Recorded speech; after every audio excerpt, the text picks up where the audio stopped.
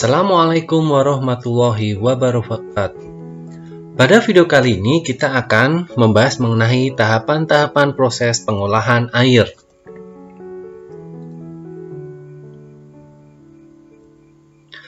Tahapan-tahapan proses pengolahan air yang pertama adalah screening, penambahan kapur, penambahan tawas, penambahan natrium karbonat, koagulasi, flokulasi, sedimentasi, aerasi. Yang kesembilan adalah rekarbonasi, filtrasi, klorinasi, dan yang terakhir adalah penyimpanan atau storage. Yang pertama, screening. Screening adalah pemisahan pengotor makro atau pengotor yang memiliki ukuran relatif besar dengan cara penyaringan. Kotoran-kotoran yang dihilangkan pada proses ini adalah kotoran-kotoran yang hanyut dan terikut pada aliran sungai seperti botol plastik, dedaunan, kayu, dan pengotor yang lainnya. Alat yang digunakan pada proses screening ini adalah bar screen atau bar rack. Alat ini diletakkan pada bagian depan pompa air dengan tujuan agar kotoran dapat tersaring terlebih dahulu sehingga tidak merusak pompa. Berikut adalah ilustrasi dari bar screen. Hampir seperti teralis. Berikutnya adalah penambahan tawas kapur dan natrium karbonat. Untuk penambahan tawas berfungsi untuk mengabsorpsi kotoran-kotoran dari air yang masuk. Penambahan tawas dilakukan agar kotoran-kotoran dalam air yang akan diolah dapat dipisahkan melalui proses koagulasi. Proses yang berikutnya adalah penambahan kapur, berfungsi untuk menaikkan derajat keasaman atau pH dari air yang akan diolah. Ini dikarenakan air sungai itu yang diambil biasa memiliki pH yang rendah. Untuk penambahan soda abu, bertujuan untuk menetralisir kelebihan ion kalsium yang berasal dari penambahan kapur sehingga air tidak menjadi sada. Proses berikutnya adalah proses koagulasi. Proses koagulasi adalah proses pengendapan partikel-partikel koloid atau pengotor berukuran koloid dengan bantuan penambahan senyawa kimia, yaitu tawas atau aluminium sulfat, sehingga kotoran-kotoran tersebut dapat mengendap. Berikutnya adalah proses flokulasi, merupakan proses pembentukan flok sebagai akibat gabungan dari koloid-koloid dalam air baku atau air sungai dengan koagulan. Flokulasi dilakukan dengan pengadukan secara perlahan di dalam bak yang sama atau pada bak yang dipisahkan dengan bak koagulasi. Flokulasi ini adalah flok-flok kecil yang melayang di dalam air akan ditabrakkan atau digabungkan dengan flok-flok kecil yang lainnya dan membentuk flok besar, sehingga flok besar yang terbentuk kemudian akan tertarik oleh gaya gravitasi dan mengendap pada bak. Proses berikutnya adalah proses sedimentasi. Proses sedimentasi adalah proses pengendapan partikel-partikel pengotor dengan bantuan gaya gravitasi. Proses ini dilakukan setelah air melewati proses destabilisasi partikel koloid melalui unit koagulasi dan unit flokulasi.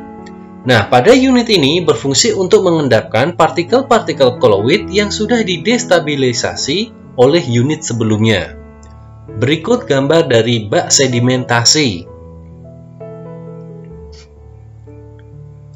Proses berikutnya adalah proses rekarbonasi dan aerasi. Untuk aerasi adalah proses penambahan oksigen untuk memisahkan zat pencemar yang terkandung di dalam air sehingga konsentrasi zat pencemar akan berkurang atau bahkan dapat dihilangkan. Tujuan utama dari proses aerasi ialah agar oksigen di udara dapat bereaksi dengan kation yang ada di dalam air, menghasilkan oksida logam yang sukar larut dalam air sehingga dapat mengendap.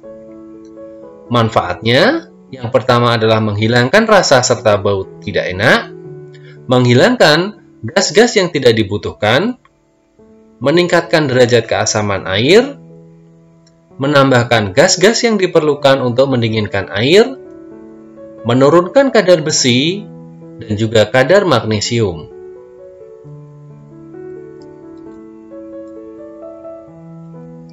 Yang berikutnya adalah proses rekarbonasi. Rekarbonasi merupakan proses penurunan pH dari air hasil olahan dengan jalan mengalirkan gas karbon dioksida melalui bagian bawah bak rekarbonasi. Rekarbonasi ini dilakukan pada dua bak. Bak pertama merupakan sumber karbon dioksida dari pembakaran gas metana, dan pada bak kedua merupakan tempat air olahan yang akan dialiri oleh gas karbon dioksida. Proses berikutnya adalah proses filtrasi. Proses filtrasi adalah proses pemisahan padatan tersuspensi dari air yang diolah. Tujuannya untuk menghilangkan sisa padatan tersuspensi yang tidak terendapkan pada proses sedimentasi. Proses ini biasanya dilakukan setelah proses kimia, fisika, atau setelah proses biologi. Media yang digunakan pada proses filtrasi biasanya adalah media berbutir, seperti antrasit, pasir silika, dan juga kerikil silika. Proses berikutnya adalah proses klorinasi dan storage. Klorinasi atau disinfeksi. Klorinasi atau proses disinfeksi adalah proses penghilangan bakteri dan mikroba dengan menambahkan senyawa klorin, atau sering kita kenal dengan kaporit. Proses klorinasi ini dapat digunakan untuk mencegah penyebaran penyakit yang ditularkan melalui air seperti kolera, disentri, maupun tipes. Selain penambahan klor, proses disinfeksi bisa juga dengan cara ozonisasi, penyinaran UV, maupun pemanasan sebelum masuk ke reservoir atau penampungan air bersih.